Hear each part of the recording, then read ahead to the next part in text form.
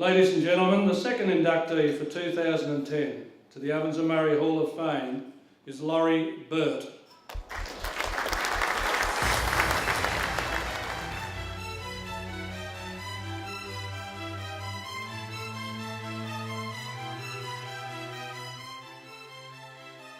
Laurie Burt, short in stature and certainly no speedster. However, he became a giant in so many other aspects of the game in the Ovens and Murray League.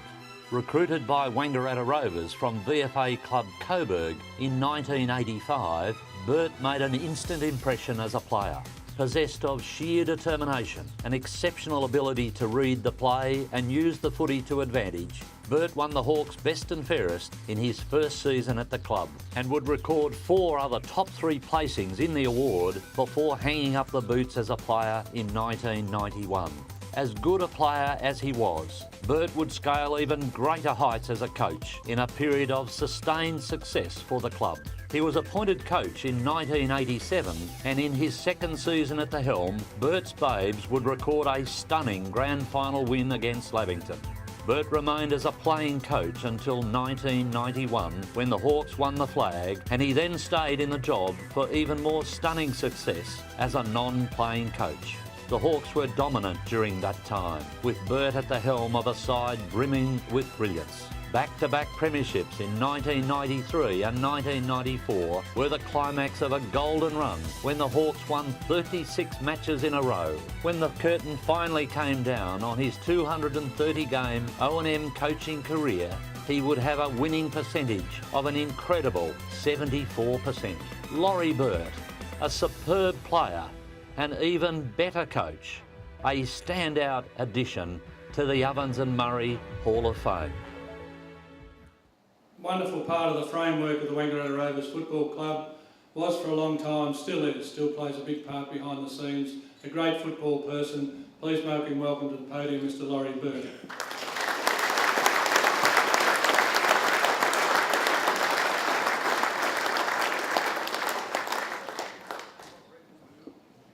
Thanks everybody. It's certainly an honour and privilege to be nominated and be included into the Hall of Fame. I'm very humble and very proud to be here and accept this award. It's a fantastic opportunity for me to be coming here and speaking to you. I have a wonderful time at the Wang Rovers Football Club. I remember when I first came up from Coburg in the VFA, I was greeted at the club by the gentleman sitting right up the back of the table up there, Mr. Merv Holmes, and when I first got introduced to Merv, and I was only just up there just to have a quick look around the place, and Merv had come all the way in from his farm and about 70-80 kilometres away, and I thought, well gee, if people like this, and this is the current captain, decided to sort of make himself present and be there just for me to have a look around, and not only just Merv but players like Andrew Scott and Lee Hartwig and Barry Cook were all around there at that time, introducing me to the club, and I thought that was, yes, let's just give it a go for 12 months and just see how it goes. And so I sort of ventured up, travelled up for a couple of years, and you know, the football up here in the Ovens and Murray was certainly a lot different to the football back home playing in the VFA. I remember if you would go down Sydney Road or Bell Street down at Coburg there and you'd try and put your Coburg footy jumper on and try and sell a few raffle tickets or get people to come along to the games, they'd be looking at you strange and thinking, well, whereabouts is Coburg Football Club? They didn't even really know. And to come up here and then, you know, you go around Wangaratta in the middle of on a Saturday morning before your game and just happen to be walking around a few shops, and just so many people would just come up to you and just say, oh, you think you're going to win today? You think how the Rovers going to go? And just the whole involvement of the community around Wangaratta. I don't know, it would have been the same for just about every club involved in the Ovens and Murray. You know, it was just fanatical, the people up here and how they took their Aussie rules, and it's just something that I really wasn't accustomed to down in Melbourne. And so, you know, the transition between that try-out period in playing before I actually moved up here was so important, and you know, I was certainly glad, and I was very fortunate to have some very astute coaches in not only Merv before me, but you know, Darryl Smith and John Welsh also as mentors for me to sort of come through the system, and I was blessed because I had such a wonderful group of young players that, you know, like Robbie Walker, who was only just a young fellow with a big mullet haircut, the Wilson boys, Joe, Mick and Andrew, and Matthew Allen as an 18-year-old, and still played games this year, and he played in the 88 Premiership. So, that's 22 years on, and these sort of people that, and Pasquale, that were all around the footy club at that time, I was very, very fortunate. And luckily enough, we got some really good players as well. Young Michael Caruso at that stage, very similar, tried to take on Robbie's mullet back in those days, and how he's changed now. And but it's really good that the feeling that we had in those days was just fantastic, and we were just able and so fortunate that so many of those guys just wanted to play football and learn, and it was quite an easy job really for me to be their coach over so many years. It was always difficult pre-season, of course, as mentioned in the film about my pace. It wasn't all that explosive, and it was very hard when you're trying to do pre-season and organise pre-season with the likes of Pasquale and Caruso and Tossell and all of those gunpla Rob Walker, who could always just sprint. By the time we just did our little run around the 2 or 3 laps, I was virtually on my first lap and they'd finished their 3rd lap, and I was that so puffed and didn't know what the exercise or drill was to be next. I said, "Pass, just take whatever you can." So it was really good that I had such a great bunch of blokes that were so committed, and that just tells because of the fact that so many of them ended up playing 200, 300 games with our footy club, and I was so fortunate that they didn't deviate, and they just wanted to be part of that very successful era.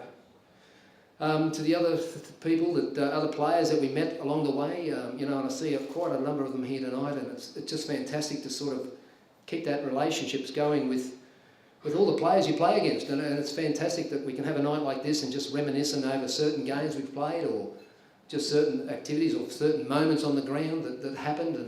And it was pretty tough back in those days when we all played the game, but gee, how much respect you've got for one another now, and it's just so important, and part of the Ovens and Murray culture is being that sort of brotherhood that we've got here amongst us all, and it's really good.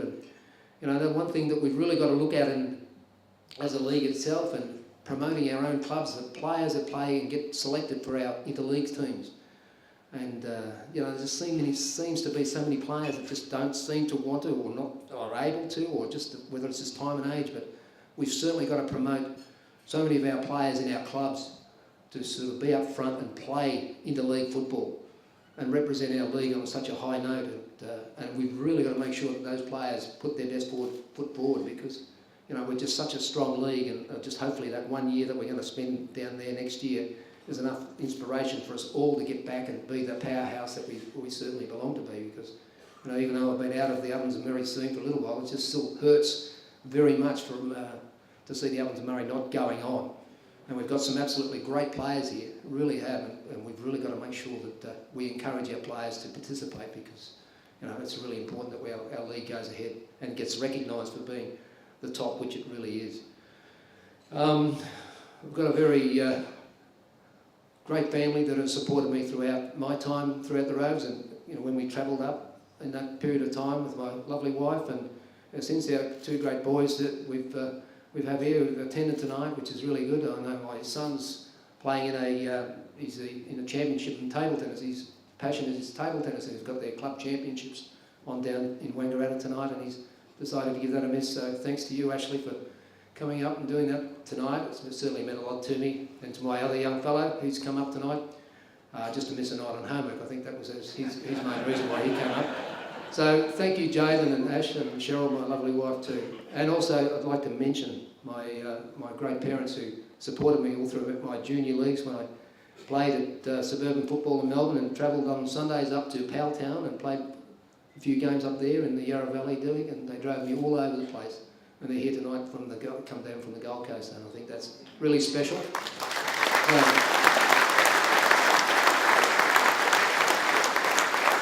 So thanks very much, Mum and Dad, for coming tonight. It was really appreciated, and I certainly enjoyed, as I said before, I really loved my time at Rovers, and really enjoyed talking and mixing in with people in the Ovens and Murray. And I can only, when we went on those interleague games, and I was fortunate enough to play in the interleague when I came up here, and to meet such great people like Cleaver Button. When he used to go on the bus, it was, he was 80 odd, whatever he was, when he got on the bus, and it was just such an inspiration as players to see old Cleaver there, and he sat at the front of the bus counting the money as we all got on, and I made sure everything was in order. But just people like that, and Sonny down. I know we spoke about Sonny before, but like he meant a lot to me as being secretary, and so encouraging. And even though he was background not from Rovers, of course, but it was just great to sort of be involved with him. And Norm Minns, another one that came on those bus trips, and you get to meet these great personalities of Ovens and Murray, and that's what these guys are missing out on. And they've got to learn to do enjoy that, because it's a big part of not only my life when I played with the Ovens and Murray, but I know the rest of the boys that played for the Rovers, like Mick Wilson, Rob and Peter Tossell, and Pasquale and Mick Caruso, all big part of their futures. And you know, we had such strong sides there, and they would do anything to play in the Ovens and Murray. So let's back our players and make sure they get along and represent our league. We're still all proud and privileged to be part of that team, because it's, you know, it's quite an honour to get selected to be on that initial sheet and just to automatically rule yourself out. I just would like players to just persevere a bit more and really let's get back on top again where we belong, because we know damn well we're the best league around. So let's make sure we support our players and our coaches from here on in, and let's get back on top. But thanks again for the great night. It's great to catch up with a lot of people here that were involved in my time, and it's really fond memories that I have of each and every one of you. So thank you very much for this wonderful award.